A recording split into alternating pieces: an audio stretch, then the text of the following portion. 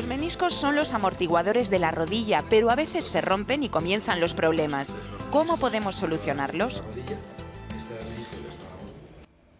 Bueno, pues seguimos aquí con la rodilla, con el doctor Alfonso del Corral. Bueno, ya ha visto usted la información, hemos dicho lo de las amortiguaciones. Realmente los meniscos, ¿cuál es su función principal?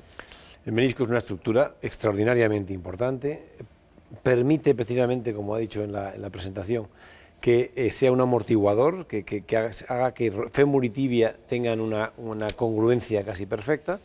Por tanto, son estructuras que están ahí por algo y tienen como objetivo efectivamente reducir la fuerza, reducir la presión sobre los cartílagos y por tanto preservar su desgaste.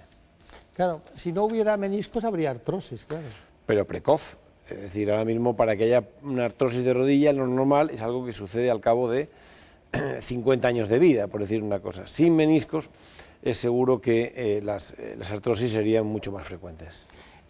¿Cuál sería, diríamos, la patología más frecuente que tienen los meniscos? Porque, claro, puede haber lesiones traumáticas y las puede haber degenerativas, ¿no? ¿Qué diferencia hay entre unas y otras? La traumática suele ser que efectivamente que una persona joven, en un gesto deportivo normalmente, cizalle el menisco y rompa. Entonces, ese menisco es un menisco sano, a la que ha sido sometido a una presión excesiva y sin fundamento, y para eso ha tenido que romper estructuras ligamentosas y demás. En ese caso, normalmente es cuando procedemos a la reconstrucción o sutura.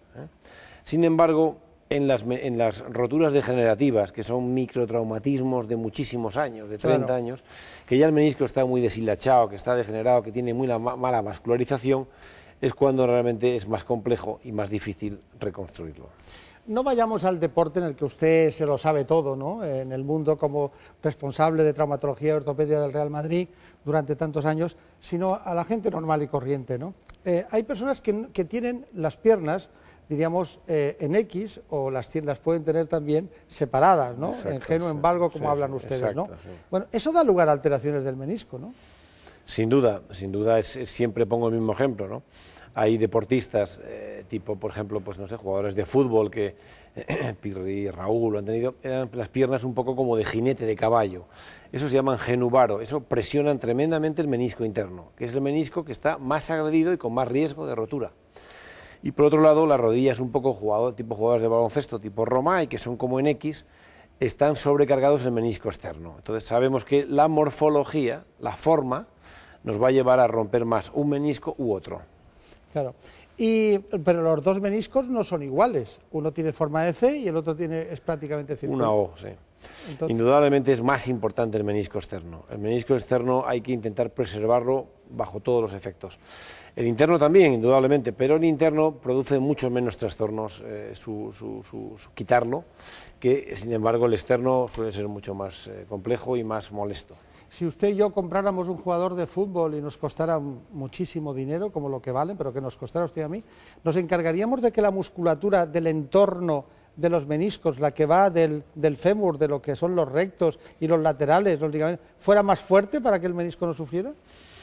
Sí, hombre, indudablemente hay una cosa que se sabe hoy en día, es que contra mejor equilibrio muscular, mejor balance muscular tiene, y otras cosas como la propiocepción, que es el sistema, digamos, nervioso de la rodilla, menos posibilidades hay que en situaciones extremas rompan, ¿no? Pero al final, evidentemente, seguimos en una realidad, es decir, el jugador profesional o el aficionado, que es peor casi, que está toda la semana en la oficina y que llega el sábado y domingo y se pega 2 partidos de fútbol o más, pues las posibilidades de romperse siempre están. Bueno, pero estas señoras que están en casa están diciendo, bueno, ¿y de lo mío qué? Tacones y menisco. ¿Alguna relación importante? Bueno, en principio lo natural es que, como íbamos hace 6.000 años, era descalzos, ¿no?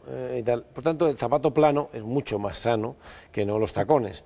Por otro lado, yo comprendo que la señora que quiera estar guapa en un día, una boda y tal, se ponga el tacón, ¿no? Indudablemente.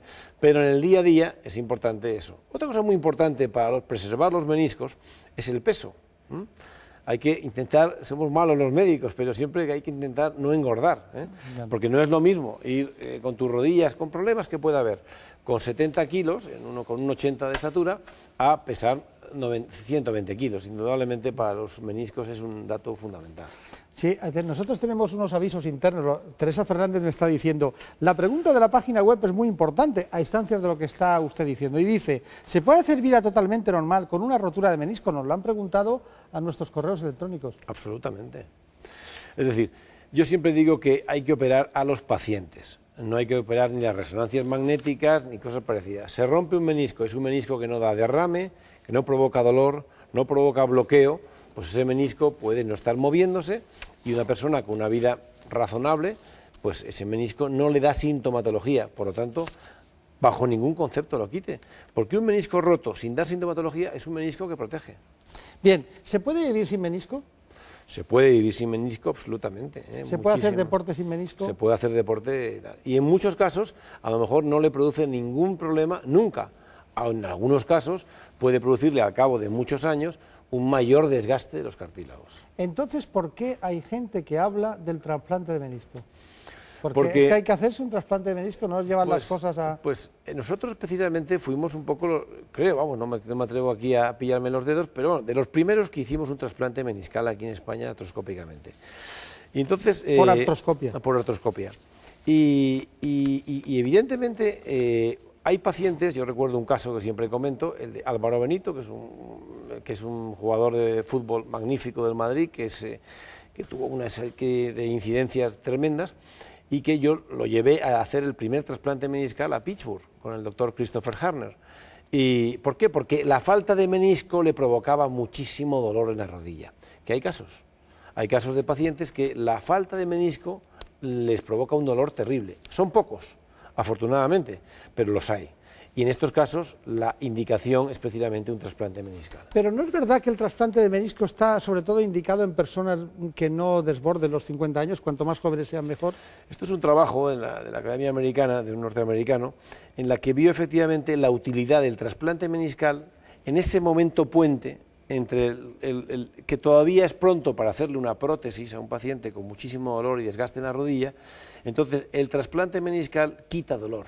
Esta es la indicación princeps del trasplante meniscal. Siempre entonces, el dolor, ¿eh? El dolor.